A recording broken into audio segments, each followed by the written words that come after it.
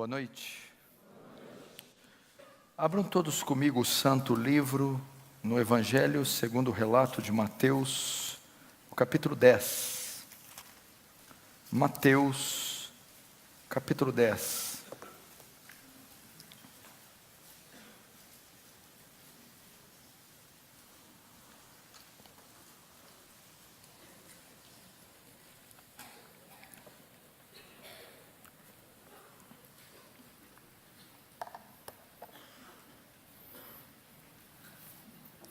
Verso de número 28.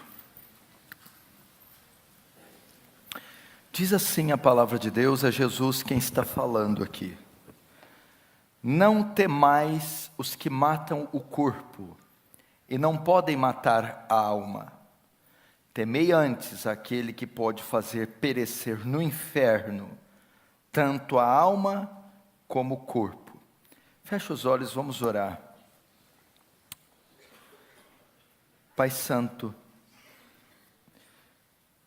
nos rendemos diante da Tua presença, Senhor, cônscios da nossa pequenez, da nossa miserabilidade, diante da grandeza e do poder que em Ti está. Senhor, fala-nos hoje pelo poder da Sua palavra. Somos tão fracos, tão falhos, mas despeja da sua graça que essa noite, gloriosa, abundante, faz abundar em cada um de nós pecadores. Convence do pecado, Senhor. Convence da realidade eterna do inferno. Traz salvação aqui, Deus. Faz teu reino avançar. Receba a glória para si e nos conforma à imagem do seu Filho, em nome de Jesus. Amém. Presta atenção aqui. Para mim, novamente, é um prazer, uma honra e um privilégio estar aqui com vocês. Como vocês viram na divulgação, eu vou falar essa noite sobre a doutrina do inferno, a doutrina da condenação eterna. Para isso eu preciso muito da sua atenção. Preste muita atenção. Esse aspecto da soteriologia tem sido esquecido. Esse tema da soteriologia é a doutrina da salvação, do grego soteria, salvação, é a doutrina que estuda os aspectos da salvação. E dentro da soteriologia nós temos um tema, que é a doutrina do inferno. E esse aspecto da soteriologia tem sido omitido. Não é popular, não é simpático, não se é pregado sobre o inferno. Qual a última vez que você foi a um culto e ouviu uma pregação de 1 hora, 2 horas sobre o inferno? Qual a última vez que você foi a uma livraria e viu livros escritos sobre o inferno? Foi em uma conferência, um simpósio, um congresso sobre o inferno. Esse aspecto tem sido omitido, negligenciado, não tem sido pregado. Deve ser essa uma das razões do declínio da igreja. Porque o que os pastores têm apresentado é uma mensagem palatável, triunfalista. Só querem falar de vitória, bênção, prosperidade e cura, como se a Bíblia só consistisse disso. Só isso. Me dá nos nervos isso. Me dá nos nervos ensinar a igreja só uma parte. Quem te disse que a vida é feita só de vitória, só de cura? Tem alguém com a doença aqui essa noite, com a dor? Tenho certeza que tem. Tem. Se Deus curar essa doença aí, hoje, agora, você nunca mais vai ficar doente? Acabou? Não, meu filho. A doença faz parte da vida caída em Adão. Se essa conta que você tem aí, pagar ela hoje, você nunca mais vai ter conta? Parece que as pessoas têm uma ideia uma ideia biruta da fé. Ai, ele tem que me curar. Tá, curou, beleza, curou, fez um milagre. Acabou o problema? Não. Você vai ter um atrás do outro, um após o outro, dívida, e crise, e problema, e luta, e tentação, e assim é até o último dia da vida.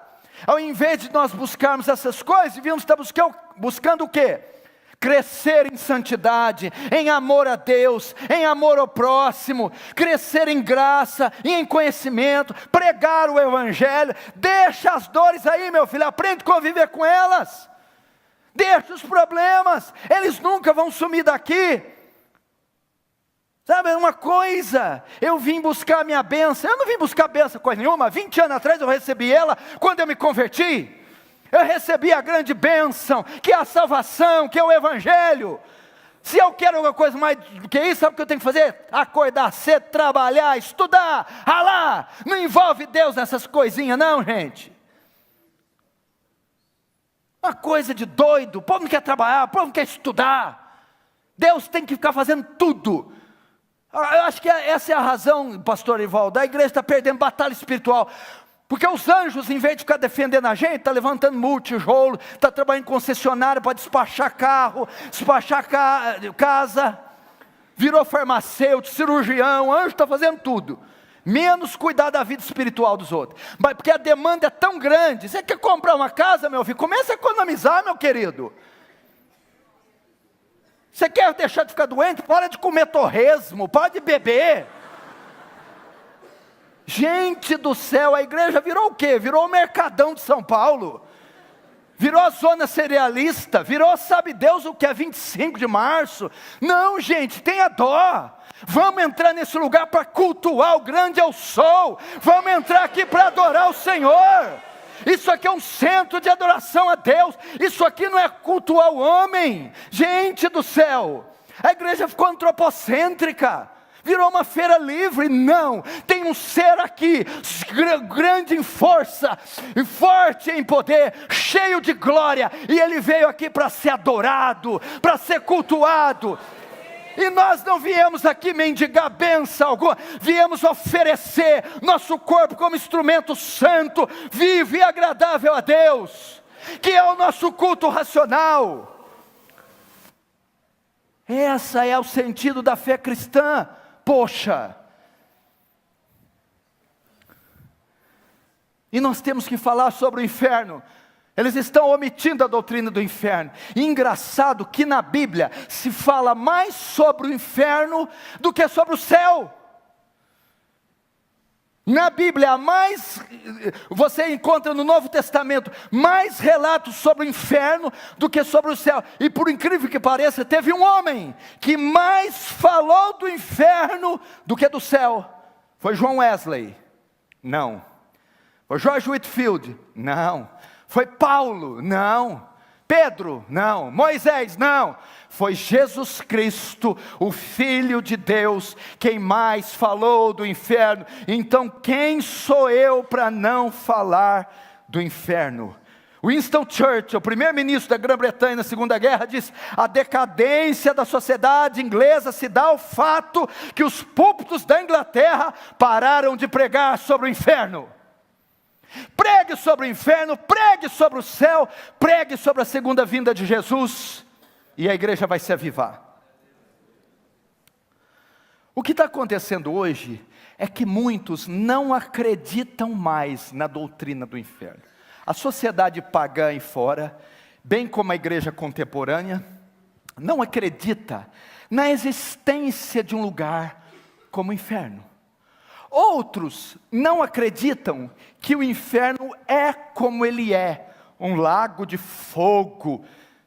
Outros não acreditam na duração do inferno, toda a eternidade. Afinal de contas, se eu pequei 70 anos, então tem que ser punido 70 anos. Agora eu peco 70 anos e fico uma eternidade no inferno. Então as pessoas estão tendo ideias equivocadas do inferno. Uns não creem que ele existe, outros creem que ele existe, mas que ele não é como dizem que é, e outros não creem na duração do inferno. Então há ideias muito rasas e equivocadas sobre a doutrina do inferno. E também ninguém quer pregar porque não é uma mensagem popular, uma mensagem que lota a igreja. Afinal de contas, todo mundo trabalha, dá um duro danado a semana inteira e vai vir na igreja ouvir sobre o inferno. Não, vamos falar de coisas boas. Agora eu vou te dizer por que a doutrina do inferno não é popular.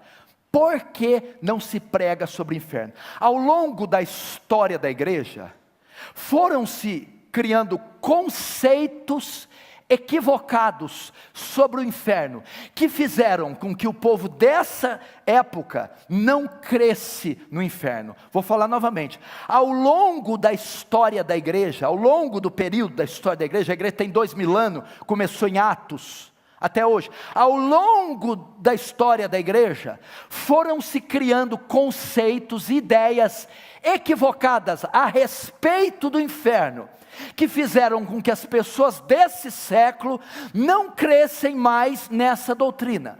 E eu vou citar pelo menos 3 conceitos, 3 correntes de pensamentos sobre o inferno equivocadas, que fazem com que o pessoal de hoje não creia.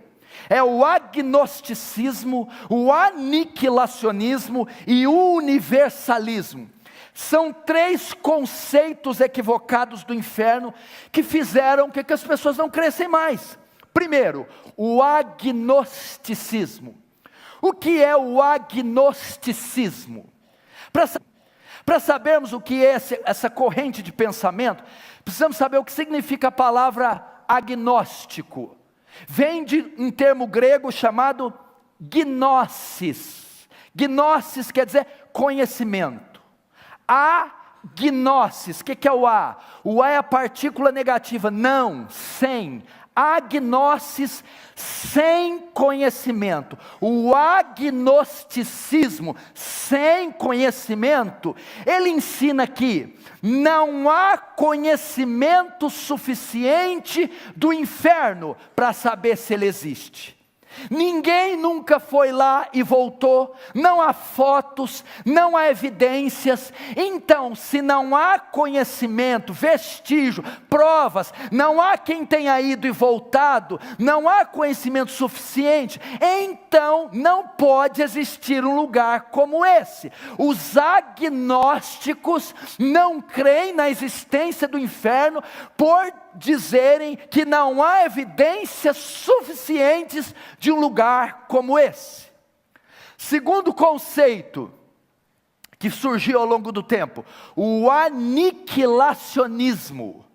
O aniquilacionismo. O que é o aniquilacionismo? Quem são os aniquilacionistas? Vem de 2 palavras também latinas. Você conhece a palavra nihil? Nada, ex nihil, do nada. O que é anihil? A partícula negativa sem, nada. Aniquilar, aniquilar, sem, nihil, nada. Reduzir a nada. O aniquilacionismo entende o quê? Que o homem, se ele crê em Jesus, ele vai para o céu. Se ele é pecador e ímpio, não vai para o inferno, não existe o inferno. Ele será aniquilado, reduzido a nada.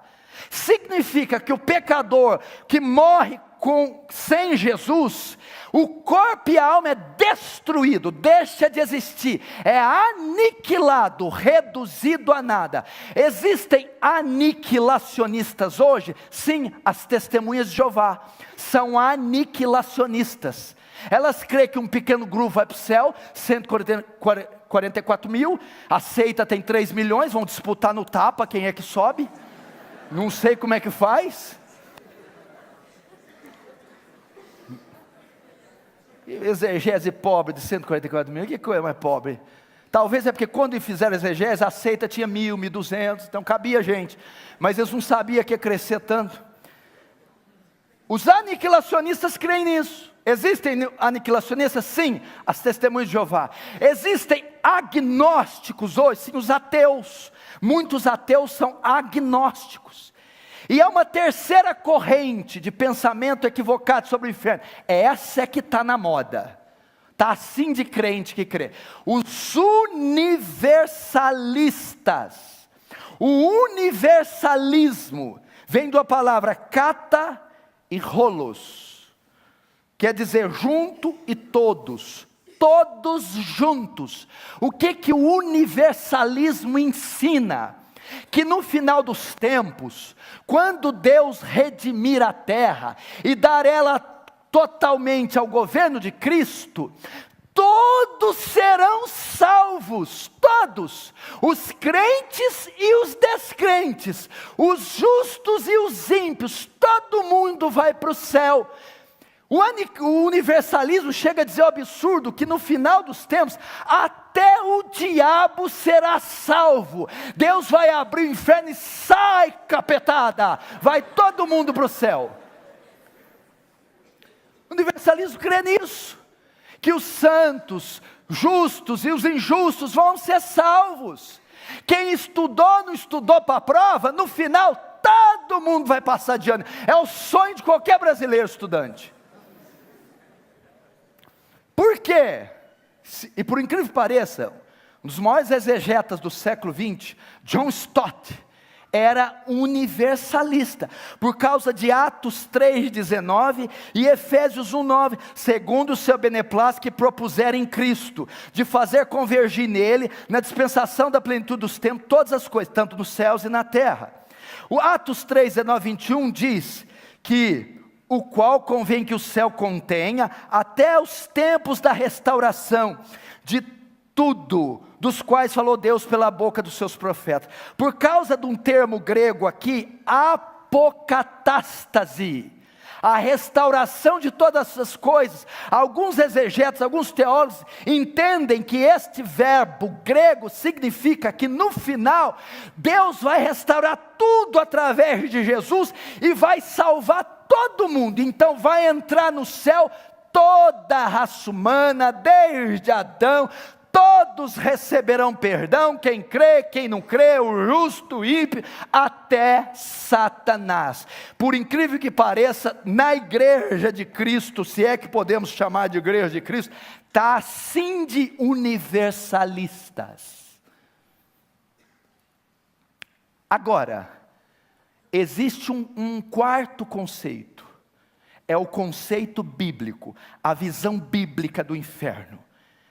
Existe sim um lugar de sofrimento consciente da alma e eterno, chamado inferno.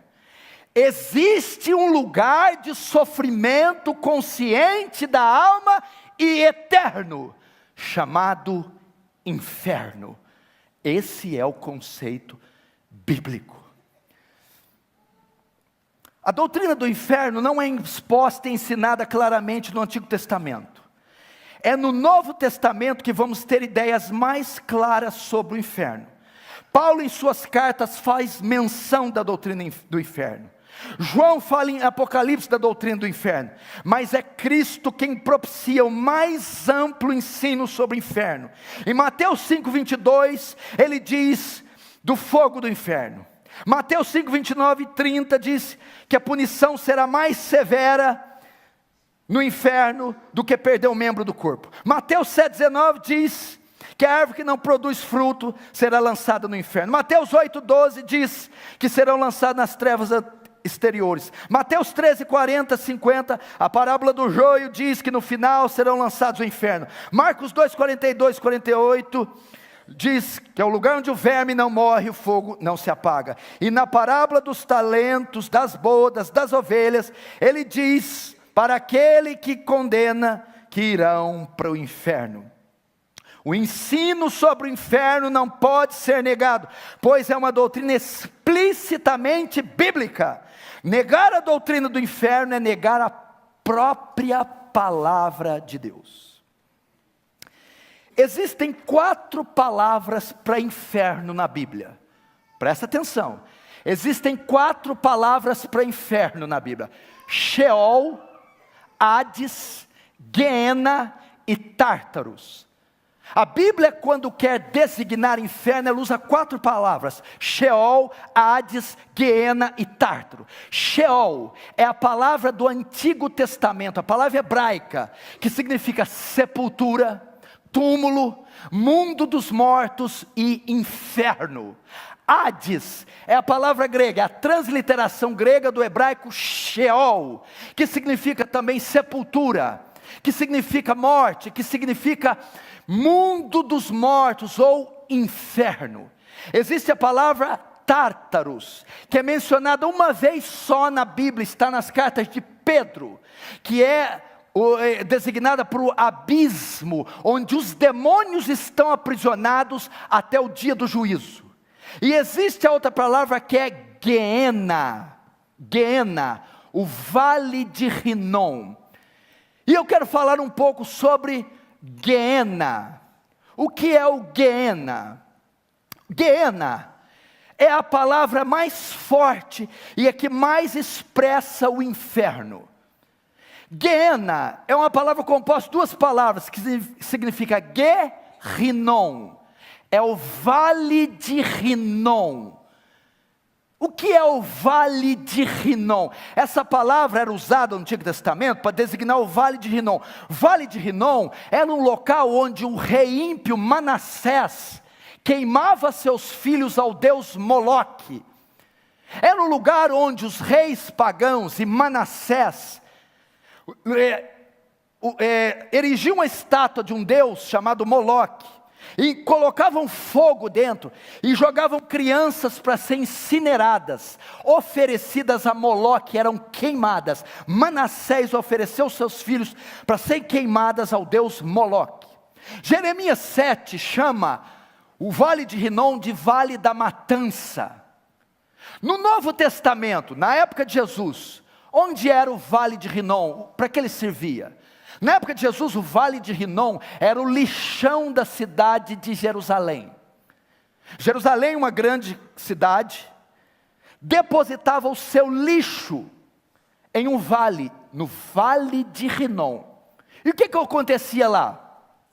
Lá era depositado lixo orgânico e inorgânico, era jogado papel, tecido, comida, animais mortos, pedaços de membros amputados humanos e corpos humanos eram jogados no vale de Rinom, no lixão. A quantidade de lixo o que fazia, e o que os lixões fazem para dar cabo do lixo? Incineram, atiram fogo para que o lixo se consuma.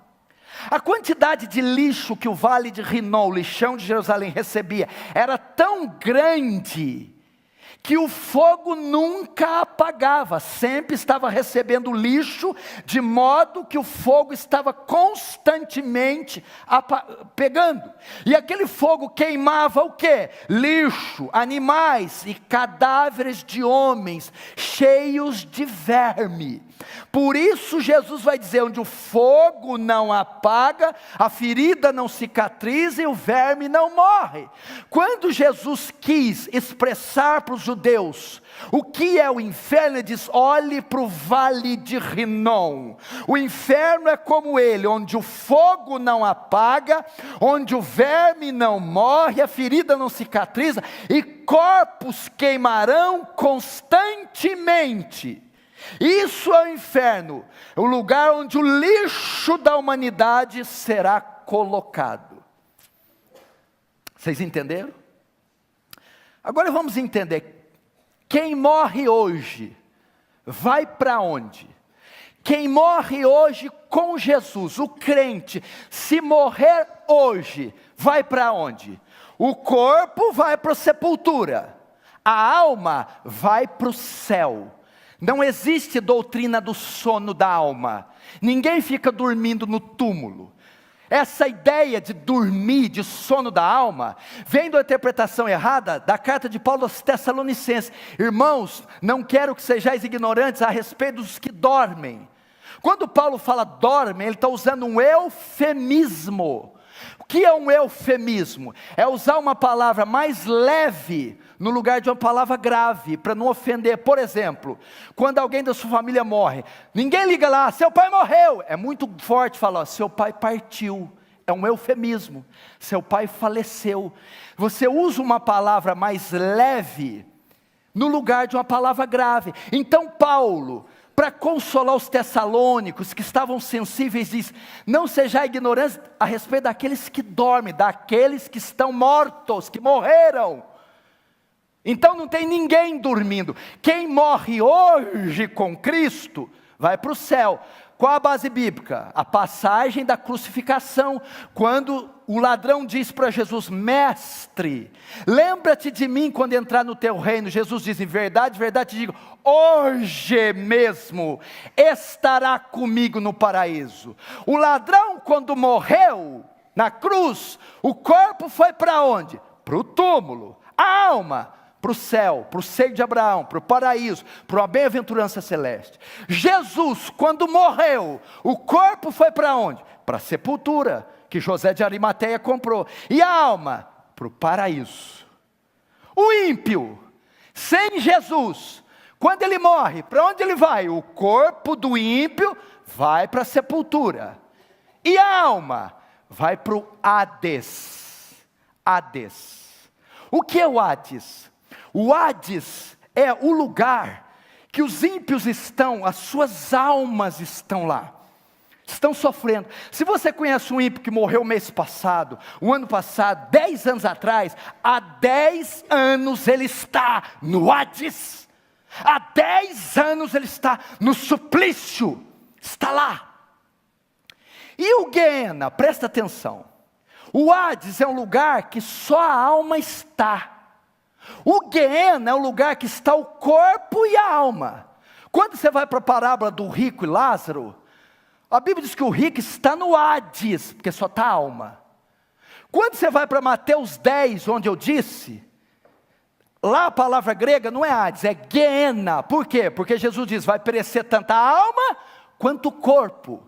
O Guiena é para depois da ressurreição, é o lago de fogo, é o que está em Apocalipse 20, a morte, a besta, o inferno, todos que não foram achados escritos no livro da vida, serão lançados no Guiena, no lago de fogo. É assim, quando Jesus voltar, o justo vem do céu, e o corpo dele ressuscita, e alma e corpo se unem, em um corpo glorificado, para estar para sempre com Jesus nos céus, entendeu? O corpo do justo se decompôs, está na sepultura, a alma está no céu. Com a volta de Jesus ocorre a ressurreição, aquele corpo se recompõe, e encontra com o Espírito, e se une Espírito e corpo glorificados, incorruptíveis, para estar com Jesus no céu. O ímpio, quando Jesus voltar, a ressurreição do ímpio, o corpo se refaz, e a alma sai do Hades, e se unem corpo e alma, para não estar no Hades agora, mas agora para o Guiena, para o lago de fogo, onde corpo e alma estarão. Agora, quem está no Hades? Todos que morreram sem Jesus. Quem está agora no Guiena? Ninguém. Tem uma fita lá, não foi inaugurada ainda. Quem será o primeiro que vai inaugurar o Guiena? Isso não é caso de rir, não. Quem será o primeiro a cortar a fita para entrar no Guiena? Na volta de Jesus, o corpo ressuscita, a alma sai do Hades, para estar no lago de fogo. Por que Jesus deu a ideia do vale de Rinom, do lixão? Que a ferida não cicatriza, o verme não morre, o fogo não se acaba. Porque os condenados receberão corpos indestrutíveis. Eles vão desejar morrer no inferno, mas não morrerão. Terão corpos indestrutíveis no inferno, e ficarão lá pelos séculos dos séculos dos séculos dos séculos. Quantos estão entendendo? Diz amém. Amém.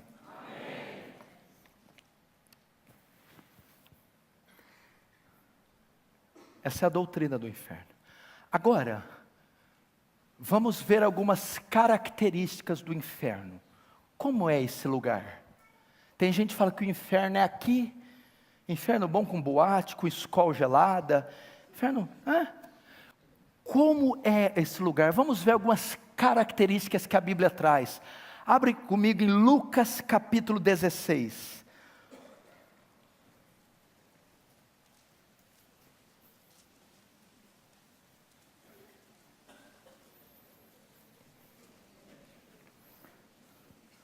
Lucas capítulo 16. Vamos ver, a partir do verso 19, Lucas 16, 19. Ora, havia certo homem rico que se vestia de púrpura e linho finíssimo, e que todos os dias se regalava esplendidamente.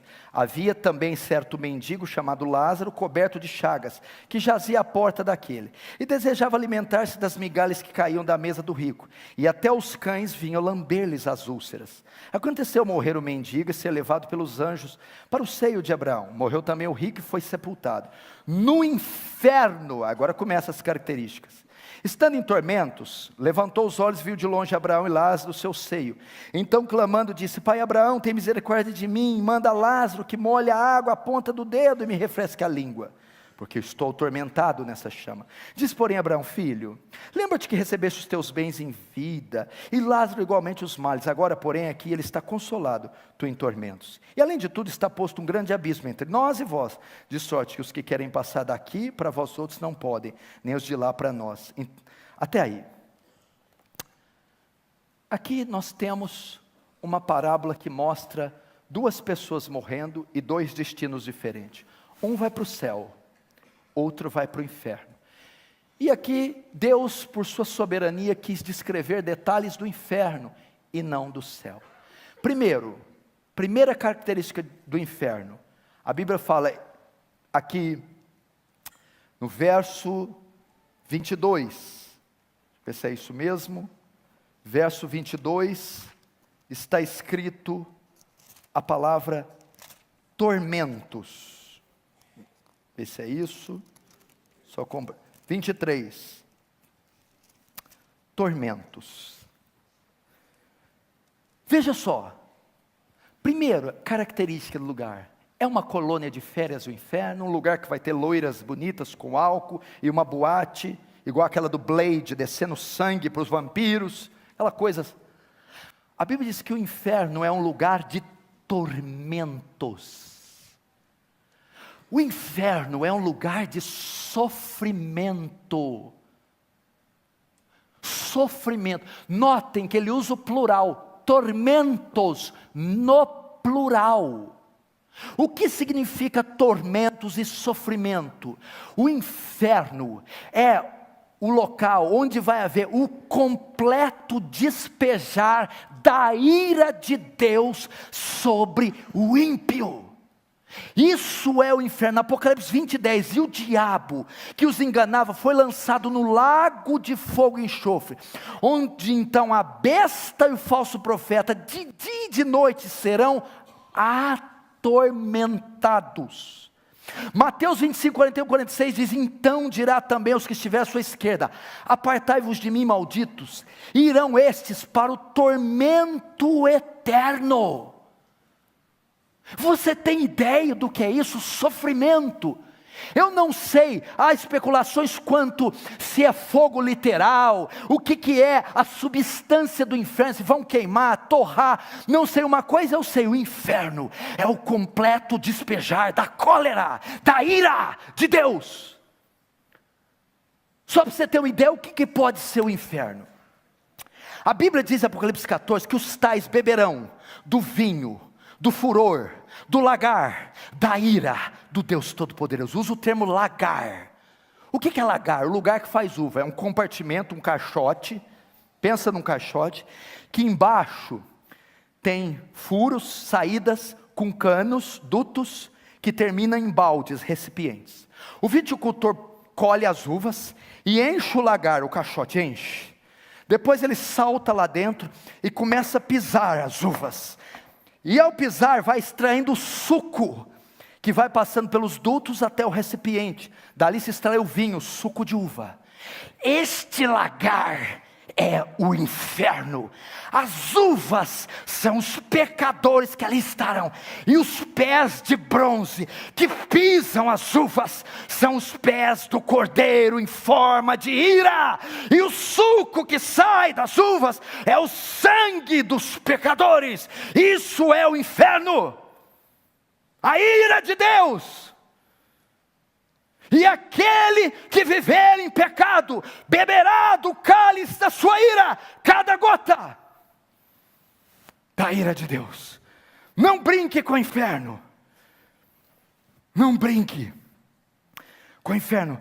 Segunda característica, verso 24. Então clamando, disse: Pai Abraão, tem misericórdia de mim, e manda Lázaro que molhe a água, a ponta do dedo, e refresque a língua, porque estou atormentado nessa chama. Presta atenção, o sofrimento ali era tão intenso, o calor das chamas, que Jesus ilustra, que o rico dizia: Pai Abraão, peça para Lázaro, ao menos molhar a ponta do dedo, e colocar uma gota na minha língua, para que me refresque, ao menos uma gota. E Abraão disse: o que significa? O inferno é a ausência total do alívio da dor. Quem aqui já fez uma cirurgia, teve uma fratura exposta, pós-cirúrgico, parto, queimadura, seja o que for que doeu muito, precisou de antibiótico, morfina, anestesia, e você rugiu, passou a noite em claro, mas passou 10, 20, 30 dias, passou a dor. A sua mente está condicionada, quando você queima de 3º grau, a esperar o alívio da dor, porque uma hora vem, cicatriz, a pomada, a ferida. No inferno não haverá 1 minuto sequer de alívio, 1 segundo sequer. É uma dor, um sofrimento, um tormento constante, incessante, sem 1 segundo sequer de alívio. Sem 1 segundo. Terceira característica do inferno, para mim uma das piores. Verso 25, diz porém Abraão: Filho, lembra-te que recebeste teus bens e vidas, e Lázaro igualmente os males, porém aqui ele está consolado e tu em tormentos. Vamos pegar a primeira frase. Lembra-te. Pastor Erival, eu acho que essa é uma das piores consequências do inferno.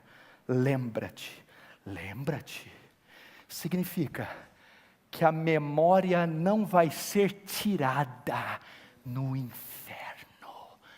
Você se lembrará da tua mãe, do teu pai que tanto orou por você, da tua esposa, marido ímpio, que convidou você para ir no culto e você não foi, que pediu para você ler a Bíblia e você não leu, que pediu para você mudar o seu jeito e você não. A memória não será tirada. Você se lembrará do Evangelho, se lembrará da Escritura. Você, se caso for para lá, se lembrará deste culto aqui. Você que me vê pela TV, pela internet, se lembrará destas palavras. Então a memória irá comichar no inferno.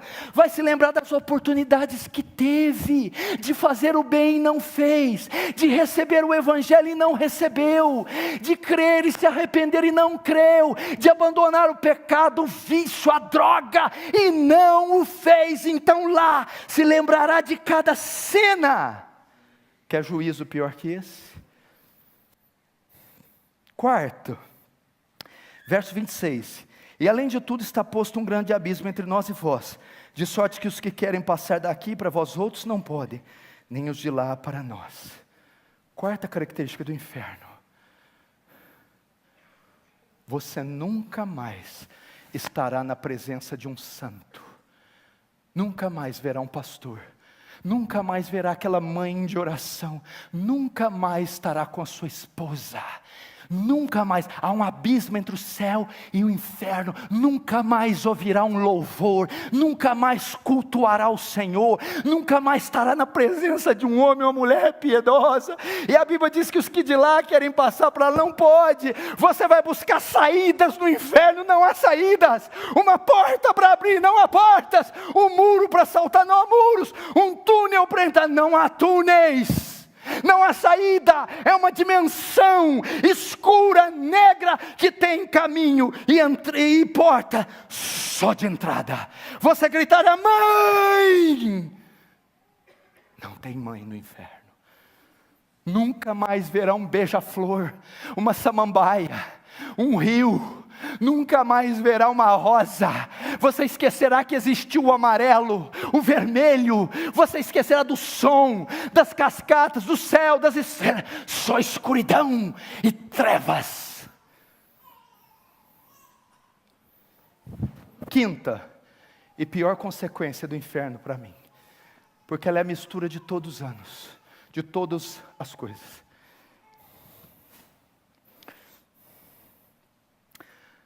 A duração do inferno. Quanto tempo que é a memória, a ausência do alívio, tormentos no plural.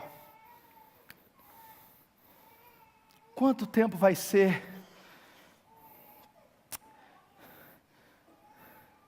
sem estar na presença de um santo? Eternamente, pelos séculos dos séculos, dos séculos, dos séculos, dos séculos, dos séculos, dos séculos, de eternidade em eternidade, eternidade, infinito, para todo sempre. Um dia um pastor me ilustrou o que é eternidade, para ter uma ideia, que nós não vamos ter ideia. Ele disse: imagina o monte mais alto do mundo rochoso, o K2 ou o Everest. O K2 são milhões de litros cúbicos de rocha vulcânica. Suponhamos que venha um beija-flor de 1000 e 1000 anos e dê 3 bicadas no Everest, no K2. Vem e dá 3 bicadas. Depois de 1000 anos ele volta e dá mais 3. Até ele consumir o monte inteiro. Quando acabar, coloca outro. Uma ideia de eternidade. Essa é uma ideia de eternidade. Irmãos, você que me assiste pela internet, vocês que estão aqui, que relevância você tem dado a isso? Você está preocupado com o quê? Se o financiamento vai ser aprovado? Se vai dar certo o noivado, o casamento? Você está preocupado com a saúde do corpo? Ou o passeio que vai dar? A viagem para Paris, Nova York, Londres? Por que não pensar na sua eternidade? Você tem um corpo mortal, mas tem uma alma imortal. Você sabe onde vai passar os últimos 20 anos, mas sabe onde vai passar a eternidade? Eu vou falar uma coisa aqui, mas não fica bravo comigo não.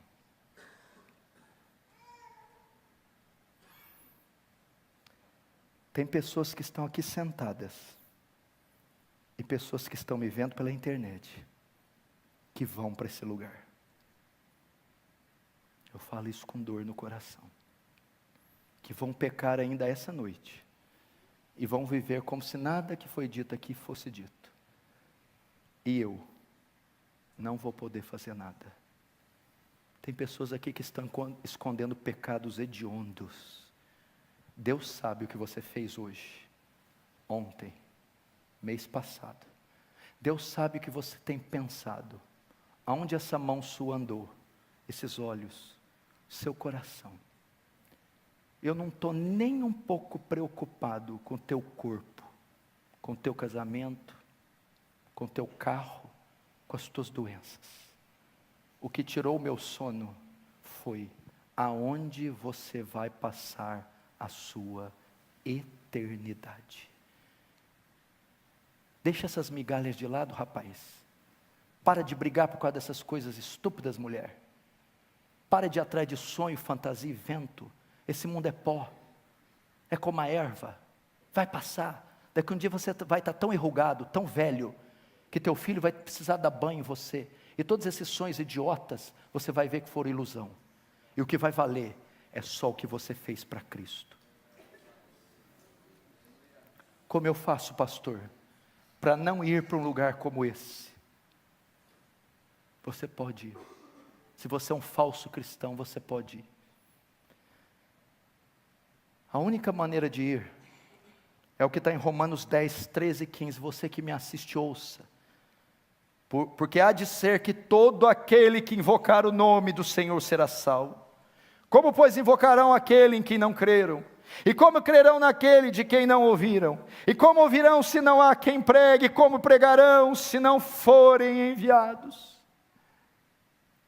Você deve invocar o nome do Senhor, e você deve crer no Senhor. E como eu creio? Romanos 1,16, porque não me envergonho do Evangelho de Cristo, pois é o poder de Deus para a salvação de todo aquele que crê, primeiro judeu, também do grego.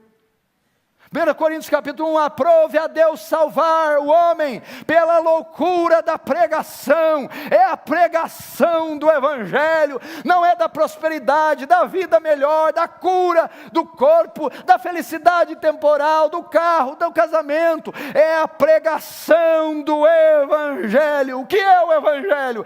Que Cristo veio ao mundo, Cristo desceu dos céus como Deus, se fez homem, teve carne, nervos, músculos, veias, transpirou, chorou, dormiu, cansou, sangrou, para assumir a sua semelhança, sentir o que você sente, ser tentado como você é, sentir suas dores, e fazendo o homem, cumpriu toda a justiça de Deus, o único homem que não pecou, cumpriu toda a lei, os 10 mandamentos na íntegra, e naquela cruz, meu irmão, foi condenado como malfeitor, foi condenado e foi pregado, e foi condenado pelo seu pecado. O Papa João Paulo diz que é o vigário de Deus. A palavra vigário quer dizer vicário, substituto. Não, é Jesus Cristo que é o vigário, o substituto de Deus. Naquela cruz ele substitui você, ele carrega sobre ele o seu pecado,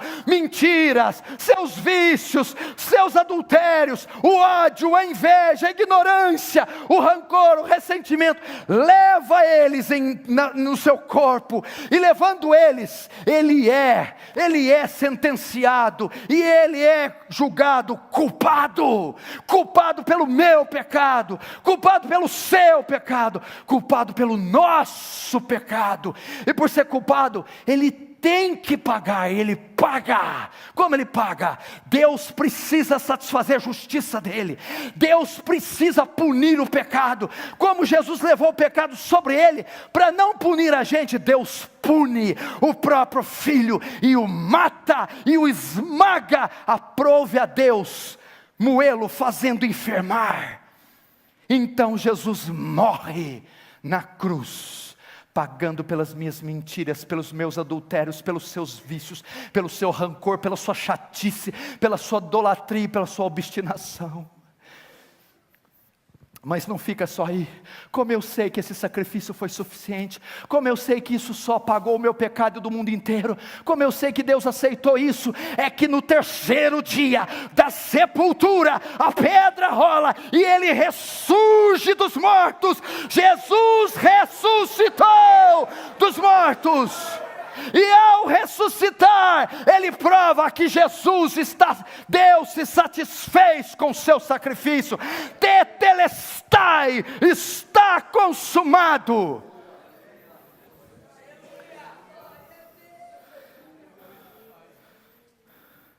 Essa é a única maneira de ser salvo. Agora, o plano foi feito, o sacrifício foi executado. Como eu recebo os benefícios dele? como eu sou salvo da ira, do inferno, do Guiena, do lago de fogo. Eu devo responder a esse sacrifício, devo responder à cruz com arrependimento e fé. Você que está aqui, que não quer ir para aquele lugar, você que me ouve, que não quer ir para o inferno, você deve se arrepender dos seus pecados, você deve crer em Jesus. O que é arrependimento? Metanoia, mudança de mente, é se voltar contra o seu pecado, é se voltar contra o seu estilo de vida. Não é um sentimento, me arrependi de ter falado aquilo outro. Não, arrependimento bíblico é: eu mudei o meu conceito de Deus, o meu conceito a respeito das Escrituras, meu conceito a respeito de pecado, o meu conceito da vida, meu conceito como pai, como marido, como filho, como profissional. Eu mudei, eu estava completamente enganado, equivocado, e agora eu dou as costas para a vida que eu tinha, para o pecado. Metanoia, arrependimento. Segundo, como eu sou salvo? Fé. Não é aquela fé, eu creio no nosso Senhor Jesus Cristo que Ele vai curar a dor, não, é a fé salvadora. O que é a fé? Confiança, é olhar para Deus e a sua santidade, olhar para Deus e a sua lei, a sua justiça, dizer: eu nunca vou cumprir a lei, eu nunca vou atender as perspectivas da justiça de Deus, tudo que eu mereço é o inferno, minhas obras, vela, procissão, missa, meus sacrifícios, obras, de nada servem, tudo que eu mereço é o inferno. Mas eu lanço a minha confiança de salvação, lanço a minha esperança na cruz, no mérito de Cristo, na pessoa de Cristo. Eu não irei para o céu por causa de mim, eu irei por causa dele. Não irei pelas minhas obras, irei pelas deles. Não irei pela minha bondade, mas irei pela bondade dele, e nele eu descanso, na cruz eu descanso, no sacrifício eu descanso. Se você se arrepender e crer, você é salvo na hora, agora, hoje, aí no banheiro, aí no carro, no trânsito, aí onde você está, no celular, onde quer que seja, você é salvo hoje. Passa da morte para a vida hoje, da morte para a vida agora. Seus pecados são cancelados, apagados, o martelo é batido, e você é considerado justo diante de Deus. É assim que você é salvo. Eu não sei se aqui eles sabem essa canção, se ensinou ela, se ensaiou ela. Mas se soubesse, ou quem sabe aí canta a capela. Manso e suave Jesus.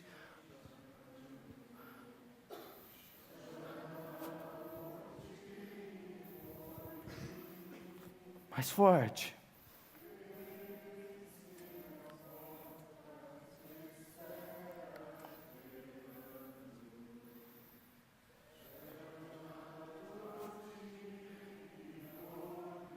Todo mundo, vem já.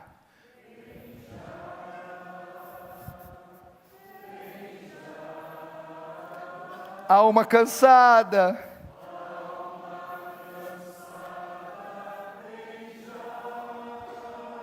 Mais uma vez, vem já.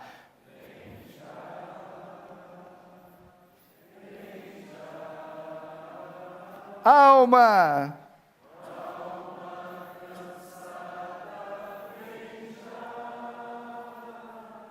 Vem, pecador, vem. Vem para Jesus. Suave.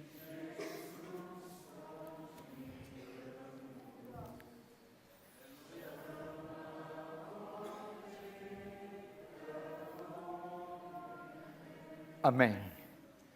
Irmão, hoje não é o dia do inferno, hoje não é o dia do juízo, hoje não é o dia da ira, hoje não é o dia da condenação, hoje é o dia da misericórdia, hoje é o dia da salvação, hoje é o dia do perdão, hoje é o dia da redenção. Vinde a mim todos que estáis cansados e sobrecarregados, e eu vos aliviarei. Tomai sobre vós o meu jugo, e aprendei de mim, que sou manso e humilde de coração, e acharei descanso para as vossas almas, pois o meu jugo é suave e o meu fardo é leve.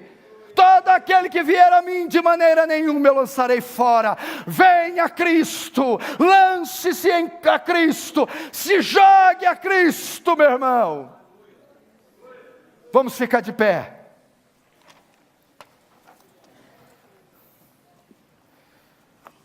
O louvor, o pessoal pode vir, pode fazer um solinho. Você vai orar agora, meu irmão. Você vai orar pela sua alma.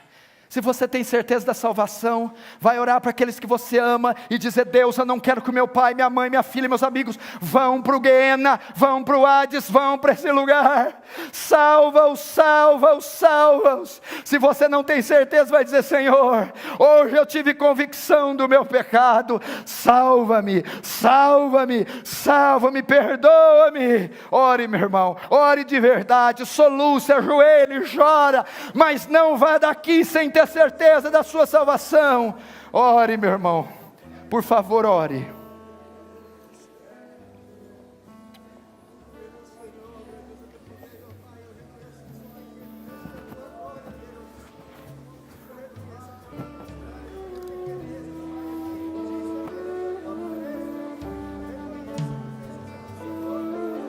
O Espírito Santo convence, o Espírito Santo salva, o Espírito Santo.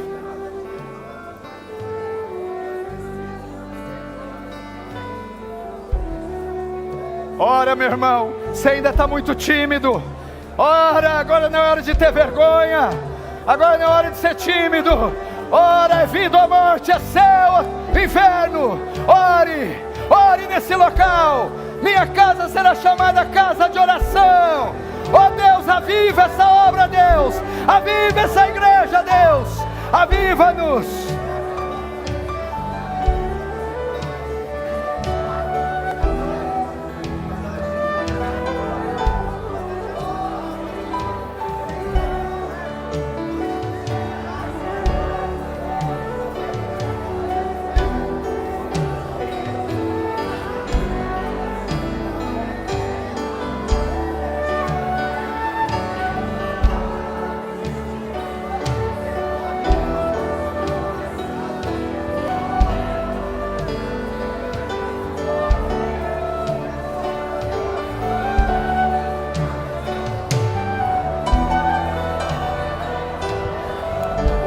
Espírito Santo, vem sobre nós, vem sobre nós, imprime-nos a realidade do inferno e nos conduz a Cristo, nos conduz à fé e ao arrependimento.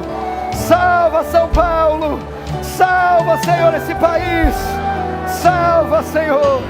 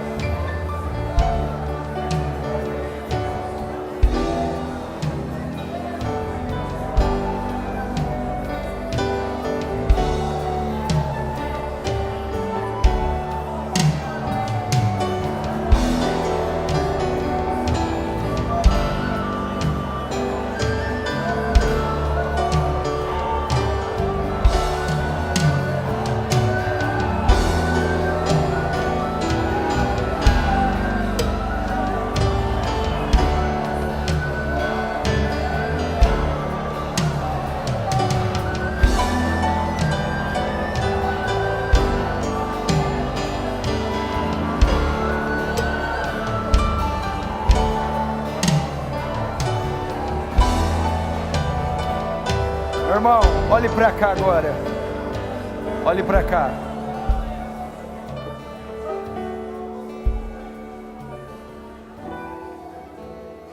Quando ouvis a voz do Senhor, não endureçais o coração. Eu vou citar um texto e termino. Aliás, você vai citar comigo. Porque Deus amou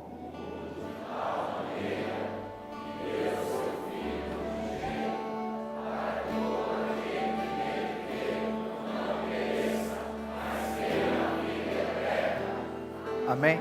Agora só vou completar para você não ficar pesado. Deus enviou seu Filho ao mundo não para que condenasse o mundo, mas para que salvasse o mundo.